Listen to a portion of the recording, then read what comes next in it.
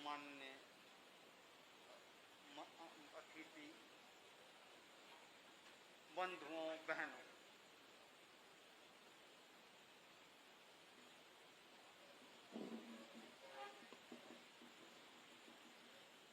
एक बच्चा कोरा कागज होता है। उसका अपना कोई व्यक्तित्व नहीं होता। उसे जैसे संस्कार मिलते हैं, जिस संस्कारों में ढाला जाता है, लगभग वो उसी रूप में आगे बढ़ता है। इसीलिए माना गया कि जो माँ बाप जागरूक होते हैं वो अपने बच्चे को संस्कारित करते हैं। आज मेरा 50वां दीक्षा दिन है और इसलिए सबसे पहले मुझे उनकी स्मृति हो रही है जिन्होंने मुझे अच्छे संस्कार दिए। मैं अपनी माँ लक्ष्मी देवी, अपने पिताजी सूरजमल जी, बाबा जी चंपालाल जी और दादाजी हरकचंद जी, मैंने इनको देखा है और उन्होंने मुझे वे संस्कार दिए। बचपन में ऐसे संस्कार कि आदमी कैसे शांत रहे, शालीन रहे, विनम्र रहे, बड़ों का आदर करना सीखे,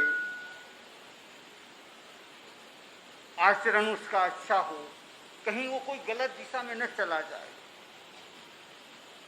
वो एक अवस्था होती है कि आदमी की फिसलने की संभावना होती है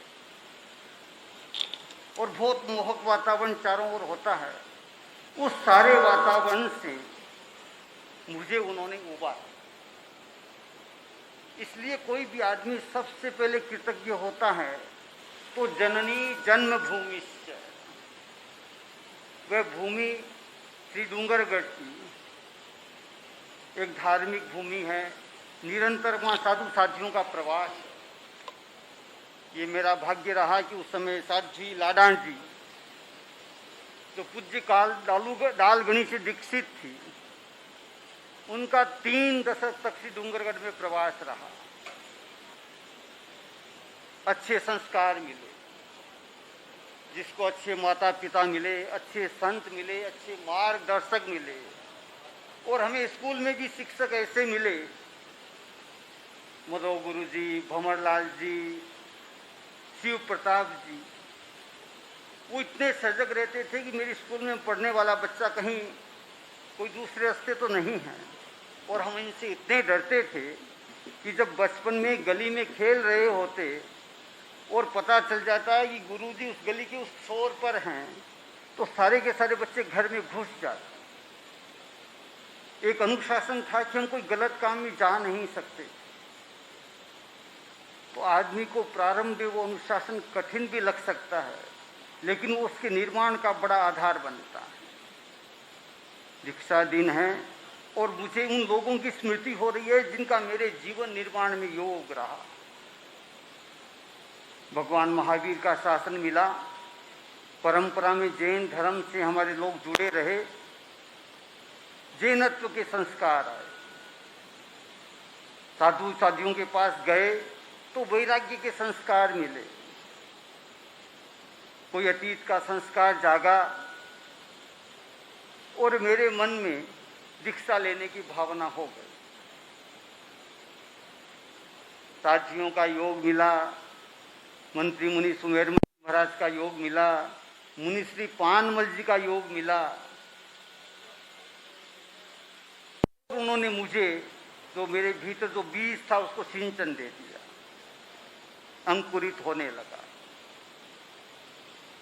आप देखिए कि एक आदमी के भीतर बीज है, उसको खाद पानी हवा नहीं मिले, बीज अंकुरित नहीं होता। सौभाग्य से मुझे वो सब मिले। उस समय आचार्य तुलसी का शासन था, वो हमारे गुरु थे। लेकिन उनके पास जाने से पहले एक घाटी मुझे पार करनी थी, हमारे भाई लोगों की।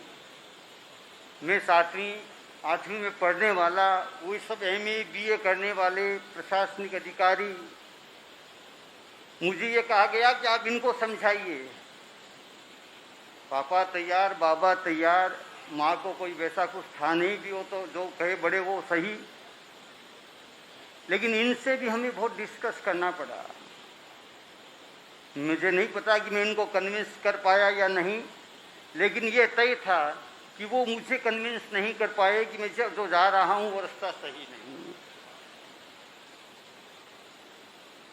और एक बड़ी घाटी पार हो गई। आपको ये शायद सुनकर सुखद आश्चर्य होगा कि हमारे श्री डूंगरगढ़ में एक छोटा सा गांव है, उसके हमारी भाई लोग कोई पहले MA हैं, कोई पहले IAS अधिकारी हैं। एक तब प्रबुद्ध परिवार से मुझे जुड़ाव हुआ और मेरे भीतर जो परिवर्तन आना था वो आ गया। और इसलिए आया कि मैं केवल बौद्धिक जीवन में मैंने कभी विश्वास नहीं किया। हमारे यहाँ एक बड़ा सुंदर संस्कृत का ग्रंथ है शांत सुधारस, उसमें लिखा गया केवल बौद्धिकता देती है मानस का संसार। आदमी केवल बुद्धिमान है और उसका भावात्मक विकास नहीं है, इमोशनल इंटेलिजेंसी नहीं है, तो बुद्धि लिखे उसके लिए अभिशाप बन सकती है। हमारे आचार्य तुलसी और महाप्रज्ञ जी कहा करते थे, वो भगवान महावीर का ही अनुवाद है, कि जितने अपराध होते हैं शायद अनपढ़ लोगों ने बहुत कम अपराध किए हैं, जितने बड़े अपराध हैं उनमें शायद बहुत ज़्यादा पढ़े लिखे लोगों का हाथ। क्या कोई छोटा मोटा गरीब है वो थोड़ा बहुत अपराध कर सकता है, छोटा मोटा कर सकता है। जितने बड़े अपराध हैं, जितने बड़े घोटाले हैं, जितनी बड़ी समस्याएं हैं, क्या वो किसी अनपढ़ आदमी ने पैदा की है, किसी ग्रामीण आदमी ने पैदा की है, किसी गांव के आदमी ने पैदा की है? वो सारी समस्याएं बड़े लोगों ने पैदा की है। इसीलिए कहा गया महाजनों येन गतः स पंथा। यदि बड़े लोग सुधर जाए तो जनता अपने आप सुधर जाए। लोग संतों का अनुगमन क्यों करते हैं? इसलिए करते हैं कि संत निज पर शासन फिर अनुशासन। पहले वे स्वयं पर शासन करते हैं, फिर दूसरों को उपदेश देते हैं। और ये माना गया कि धर्मोपदेश देने का अधिकार उसे ही है जिसके जीवन में वो चीजें हैं। यदि वो तत्व हमारे भीतर नहीं है, हमारी कथनी और करनी समान नहीं है, हमारे जीवन में संयम नहीं है, हमारे जीवन में अनुशासन नहीं है, हमारे जीवन में सदाचार नहीं है, तो क्या हम उसका उपदेश दे सकते हैं? क्या हमारा उपदेश उस पर असर करेगा? वही बात असर करती है जो हमारे जीवन में है। मुझे प्रसंगों से एक छोटी सी घटना याद आ गई। एक माँ अपने बेटे को किसी सन्यासी के पास लेके गई और कहा कि महाराज,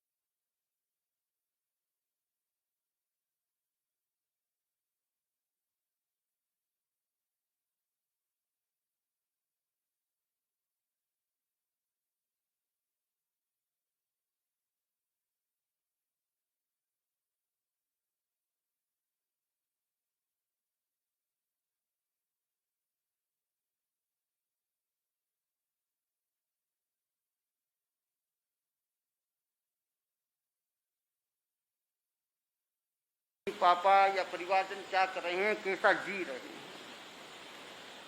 तो मुझे ये संस्कार बचपन से मिला। मेरे परिवार में, हमारे गांव में, हमारे विद्यालय में, हमारे संतों के पास सर्वत्र अच्छे संस्कारों का प्रसारण था और वो संस्कार मेरे भीतर आते गए। मैं एक कोरा कागज मेरे भीतर एक दूसरी चीज जगने लगी। आचार्य तुलसी का योग मिला और बड़े वो यशस्वी आचार्य थे, उन्होंने अनुव्रत आंदोलन का प्रवर्तन किया। आज हम कह सकते हैं कि जैन धर्म की जो पहचान विश्वव्यापी है उसमें भी अनेक लोगों का योग है, लेकिन उसमें सर्वाधिक योग यदि हम कहें तो आचार्य तुलसी का।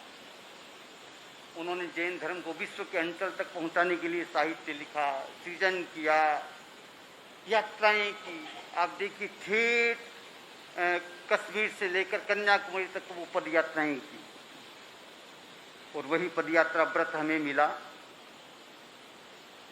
तो मुझे ऐसा लगता है कि आदमी के भीतर व्यक्ति अपने आप में कुछ नहीं होता, और मैं तो ये मानता हूं कि उससे भी बड़ा उसे बनाने वाला होता है।